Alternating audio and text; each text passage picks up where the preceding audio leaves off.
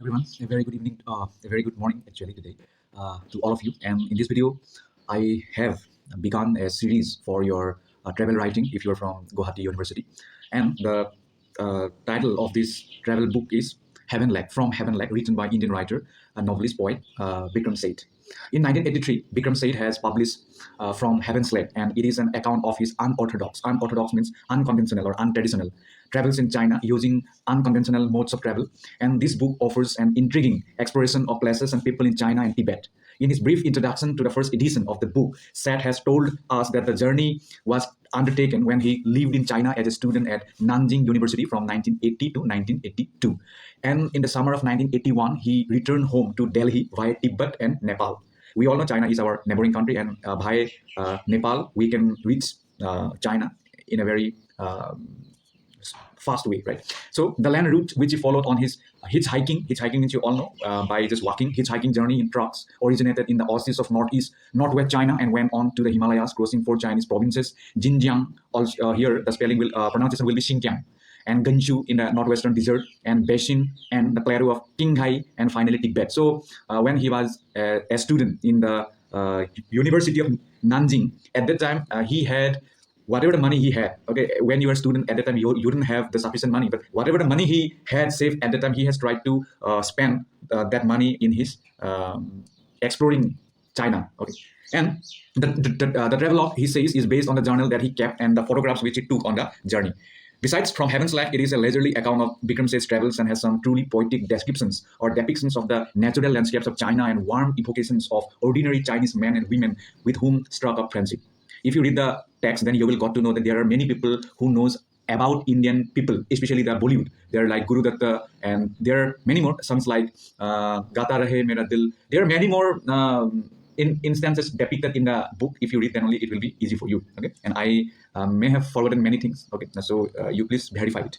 Then many Chinese people know about Indian film actors, singers. Okay, at the time. So that's why at that time, India and China had little bit close relationship of brotherhood, despite its bitter war in 1962, right? And he has got to meet many people of Han ethnicity and many other Chinese ethnicity, including Tibetan people and the Muslim community of China. They are called, I have forgotten the name.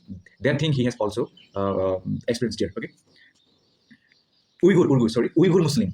He also met people from Uyghur community.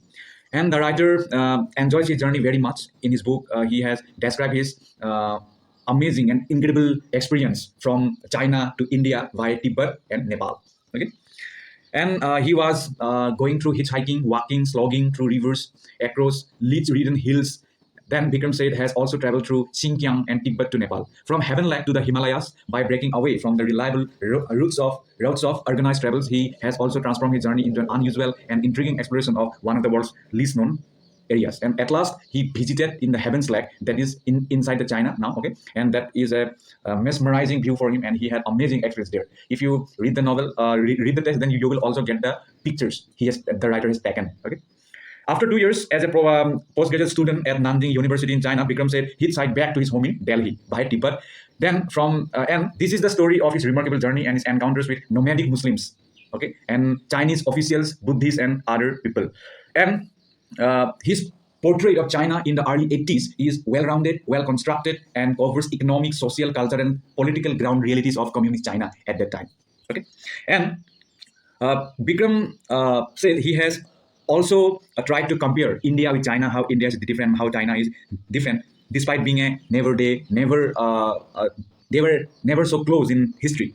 Okay, and his journey started at Tarfan, buried in the Uyghur region of Western China, and from there he proceeded further west on the Qinghai Tibet plateau till he reached Lhasa. Lhasa is the capital of Tibet, and from there on to Kathmandu and finally Delhi. Remarkable journey. It was a remarkable journey, and he narrated with wit and humor. There are some pages where the writer has also made you stop and ponder what kind of experience he was going through at the time. For example, he has compared India and China, the two Asian giants, and how they both have succeeded and failed in their different ways.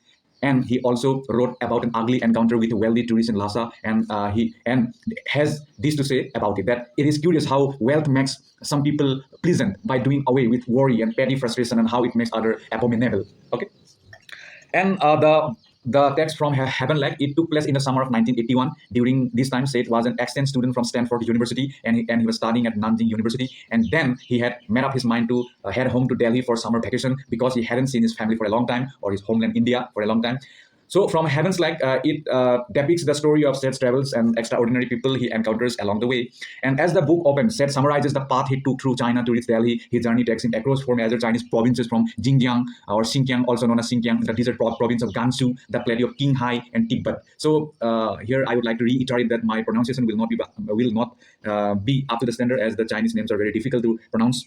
To add depth to the text, he includes that extracts from his journals and photographs that he took during the journey. These photographs help readers to visualize areas that they might not be familiar with.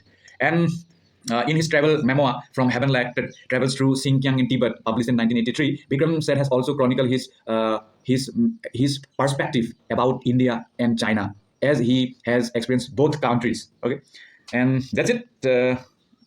I hope you have got to know a little bit about the from Heaven Lake. Okay, so this is just a part one. Part two will come soon, and this is a brief introduction about the text or travel book from Heaven's Lake, and I hope you have got to know little about the book. And in the next part, we will try to discuss how the author has traveled in China, and what kind of experience he had, and what kind of people he met, and in which place he went to stay and to travel. Thank you so much for watching the video. Bye bye.